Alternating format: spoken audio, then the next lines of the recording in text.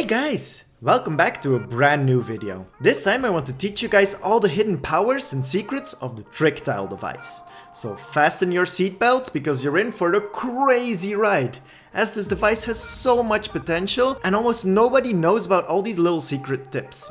So, from self-building bridges, floating platforms to traps, and no collision floors or even automatically changing mazes. So let's go!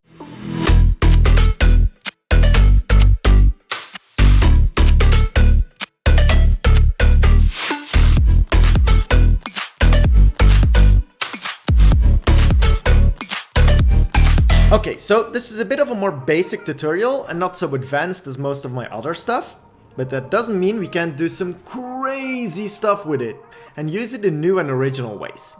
So it's time to revamp all of those boring and typical 100 level death runs with some new original content and just change the scene, you know? Or do you guys really want to continue baiting 50 traps in a row? That's what I thought. And what about those puzzles with a maze in it? I now officially declare static mazes as outdated. So, to fully understand all the crazy stuff, we have to completely understand every option of the device. But before we do that, I want to say thank you guys so much for all the amazing support lately. So don't forget to use code Fortnite Creative Tutorials in the item shop. And if you're new around here, go ahead and click that little subscribe button and that little bell. It helps out a ton. Okay, anyway, enough self-promotion. Let's start with some basic options and discuss them a little bit. And then we'll continue to make all the cool stuff. So, let me grab a trick tile and put it on a wall. You have to know that this device can be used in two different ways, either in the contact way or through channels. And combining them is the perfect way to set up a new crazy mechanic. So let's go over the options. First option, the unable at game start. Very easy. Can this device be interacted with in both the contact and the channel way? We can at any point enable or disable this device to lock it in its current state, either visible or invisible, with channels later. Next, the save team. Although I kind of wish they would change this to the owning team, because I think it would have more use, but anyway, whichever team you set this to, this team will not be able to trigger the device. Moving on. Activation delay. When you touch the tile, how long it will take before it removes it, both when triggering from a channel or by touching it. Note that this is not for resetting but only for removing the actual tile. Next up, the activated on game start. This is what we'll be using a lot. If we attach the trick tile to anything, wall or ceiling or floor or whatever, and have the activated on game start option set to yes, it will automatically remove this tile, set it to invisible with no collision when the game starts. Next, trigger on player contact.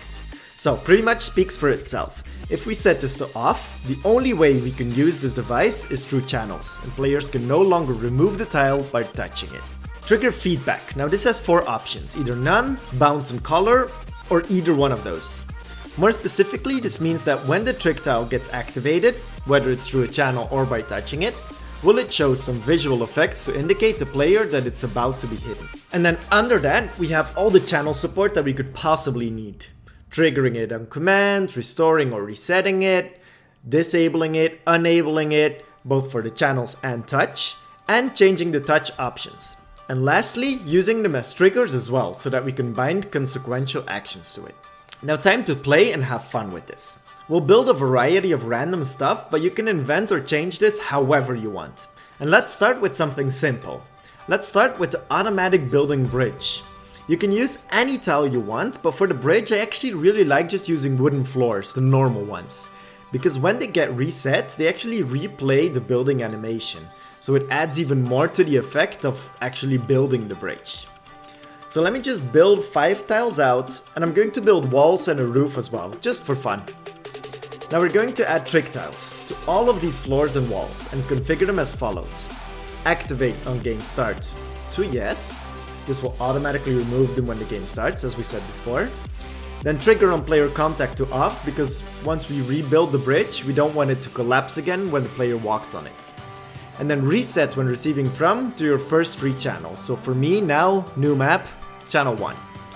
And now for the bad news. We can't copy this device at the time of recording. So if you're watching this from like a future point in time where this is already possible, then hello from the past. But let me just fast forward while I just put all these tiles and configure them all in the same way. Okay, now that we've got that all in place, all we have to do is place a button that transmits on to channel 1 to demonstrate how exactly this would work, and then start the game. Once the counter reaches 0 and the game starts, you'll see that the bridge just disappears. So most likely in your adventure maps, you won't even see this bridge being destroyed because it happens behind the scenes. And then when we press this button, boom, more bridge is being built. Now let's make it a little bit cooler and have it build one tile at a time. Very easy to change. First, we'll go back to editing mode. Now, the first tile of our bridge, including floors, walls, and roof, we can just leave as is. But for the second one, we're going to up the reset channel on each one of these tiles by 1.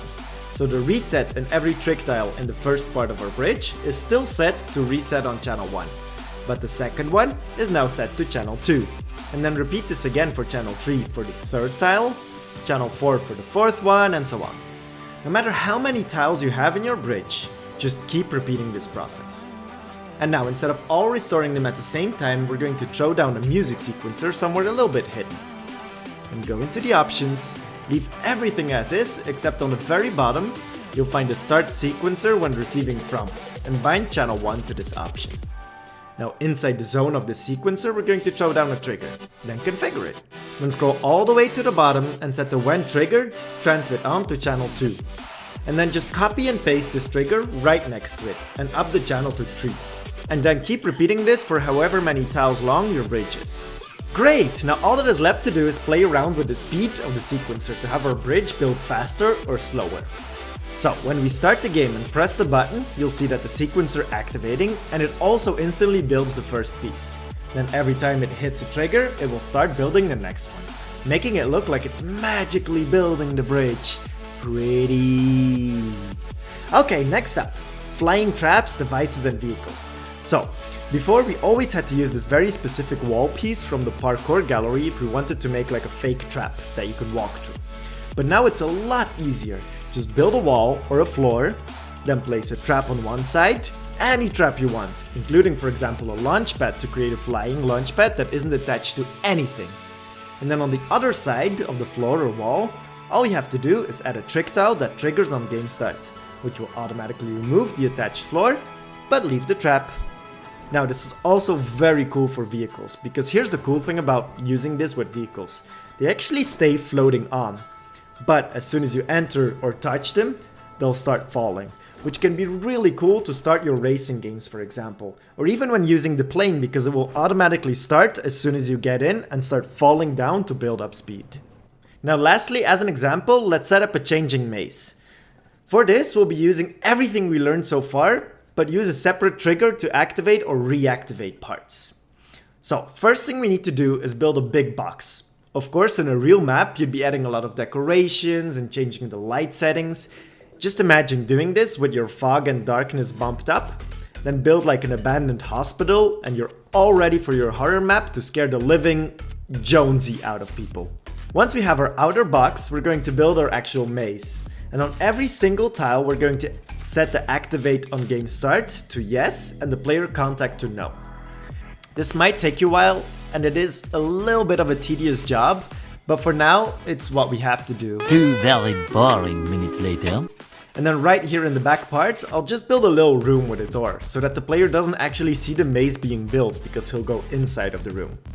So then inside, just add a mutator zone on the floor piece, so that we can send a signal when the player enters the room. Configure it, and set the when player enters, transmit on to channel whatever. Let's say channel 1 because it's the first one here, but if you're already using these channels, then set it to any other free channel. Now for another tedious part, we're going to have to bind the reset when receiving from to this channel 1. And do this on every single one of these trick tiles we want to rebuild at first. 346 minutes later. Okay, now that we got all of that done, I just fast forwarded a little bit. You can run through it and see. So, in the beginning, no maze yet. Then as soon as I walk into this door, the maze gets built. Now you can start playing around with this by adding more mutator zones in your actual maze that transmit on a different channel to constantly change it, making it into a really cool and original puzzle that's never been seen before. And one of the coolest things I haven't mentioned yet, that you can actually attach a trick tile to both sides of a wall or floor for double the fun and channel support. Because this way you can make your maze even more complex, as one single wall can be rebuilt with 2 different channels. And that's it, guys, for the basic and more crazy stuff of the trick tile. I hope you guys enjoyed. If you did, please leave a comment below because I love reading them. I'll try to be even more responsive to all the comments because I really enjoy reading them and interacting with you guys. And don't forget to hit that like button, hit that subscribe button, and thank you guys so much for all the support. I'll see you guys very soon.